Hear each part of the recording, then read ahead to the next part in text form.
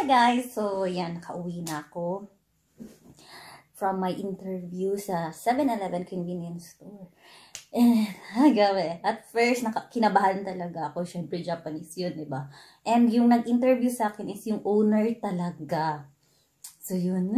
As in, kinabahan ako. Pero, I got the job! So, story time. Yun, paano ako nakahanap ng job sa 7-Eleven? Well, nag-type lang ako sa internet ng jobs sa place namin. Tapos, yun, lumabas yung mga Lawson, yung 7-Eleven, and pinili ko yung 7-Eleven kasi may malapit na 7-Eleven talaga sa amin. Then, luckily, yung malapit na 7-Eleven sa amin is hiring sila. So, yun, nag-apply ako. Tapos, nag-email lang ako sa kanila. Tapos, a few hours, nag-text back na sila. Nag-email back na sila na ganito, kailangan mag-interview. So, yung schedule ko is today nga. So, 5 p.m. So, maaga ko pumunta doon. Ano ba yung magkamay ko?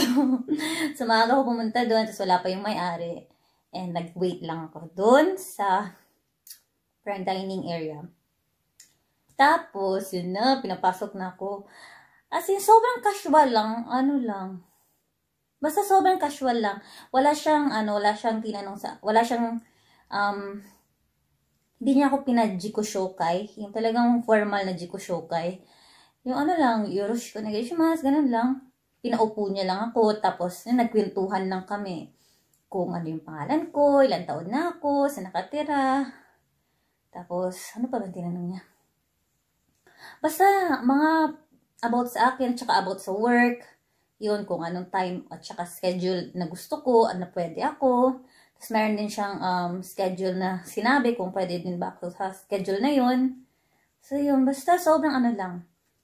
Sobrang simple lang ng interview. As in. Tsaka, sobrang bait ng mukha niya. Ano siya, matanda na siya, pero siguro mga nasa 50s, mga ganun. And dalawa daw yung convenience store niya kasi doon malapit sa Shaksho, sa City Hall. Tapos meron na din daw siyang mga gaijin, mga foreigner na staff. Doon sa kabilang convenience store niya, meron daw siyang Korean at saka Chinese. So ako yung first na Pilipina niya na staff. Tapos yun, tinanong niya kung marunong ako mag-kanji, mag-hiragana, ganyan. So sabi ko, hindi masyado sa kanji, pero marunong ako basta sa hiragana, katakana. Sabi niya, Tapos, ano pa ba? Yun na. Okay na agad. Tapos sinabi niya na agad na, sinabi niya na ako na bumalik sa July 1. So start na yun ng job ko. And, that day din, dadalhin ko na yung yung resume, may number card ko, tapos yung gaijin toroko ko, and yung bank passbook ko. So, yun.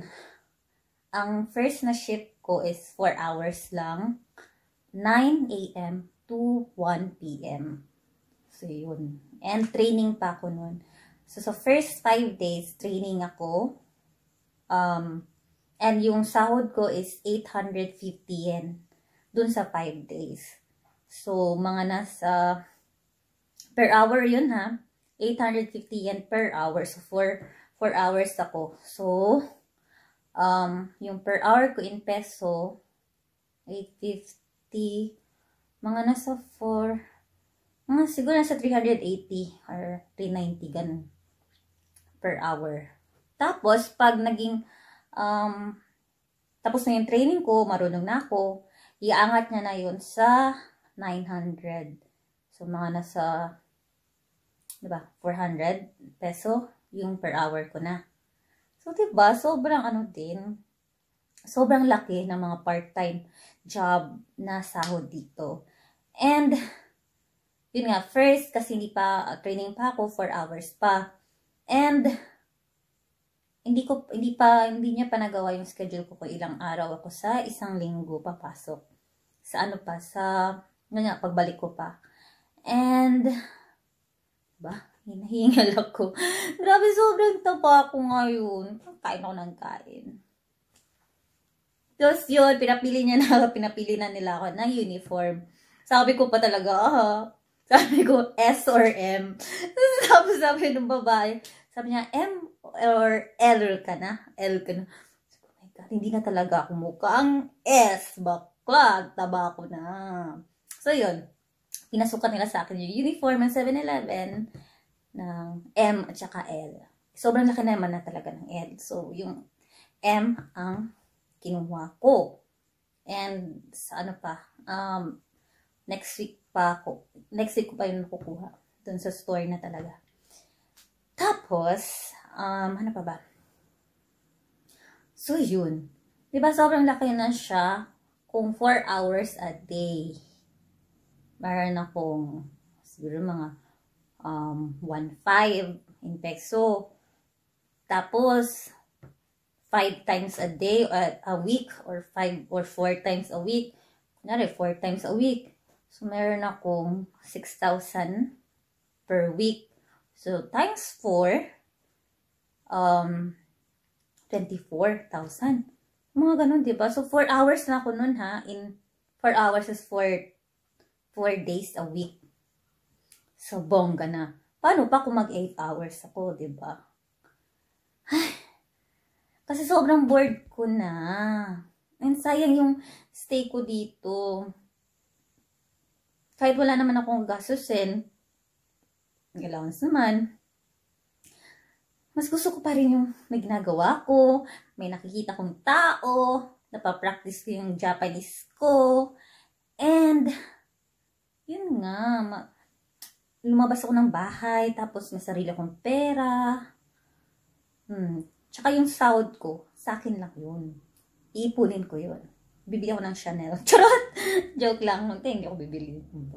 Pero, iipunin ko lang yun. Tapos, ano pa ba? Yun lang.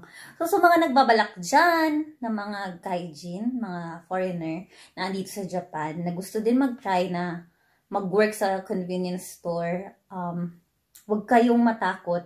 As in, sobrang, sobrang simple, sobrang dali lang ng interview, and I think din naman, sobrang dali rin naman ng trabaho, kasi nga, lahat ng sa cashier, hindi ka na maghahawak ng pera, hindi na iaabot sa yung pera. Magpa-punch ka na lang kasi nga yung pera is diretso na sa cashier. Yung customer na magpapasok ng pera doon sa machine. So magpa-punch ka na lang, tapos ilalagay mo na lang sa plastic bag. Tapos maglilinis ka ng area, maglilinis ka ng loob at labas ng convenience store. Tapos maayos ng mga item naputol. So, yun. Mag-ayos sila ng items, maglilinis ng CR. Ganun lang. Tapos, mag-check ka ng mga basta hindi ko pa alam. Pero, i-update ko kayo pag nag-work na ako doon. So, tapos, sobrang weird kasi I own a convenience store in the Philippines. And now, I'll be working in 7-Eleven. As in, sobrang fan ako ng 7-Eleven. But, basta sobrang saya ko kasi new experience ulit ito. Aside from working before sa factory, tapos naging English teacher ako sa Shogaku, sa elementary school. Then, naging esthetician din ako sa Narsuke Shohing. Tapos, eto na naman, new experience na naman na maging convenience store staff. Convenience store staff. So, hindi lahat ng mga foreigner talagang Hindi lahat ng foreigner mayroong guts to work in a convenience store or into a restaurant, Japanese restaurant. Kasi nga, you need to parang know how to speak in Japanese. Pero, siguro working in a convenience store doesn't really have to na sobrang galing mong mag-Japanese. Basta at least you can communicate to them and matutunan mo yung mga trabaho dun sa loob. And ako naman, sobrang wala akong arte. Go ako kahit anong work. So, yun. So, dun sa mga gusto mag-work, mag-type lang kayo sa Google. I-Google nyo lang. Jobs or 7-Eleven jobs. Tapos lalabas dun. Naka-English naman siya.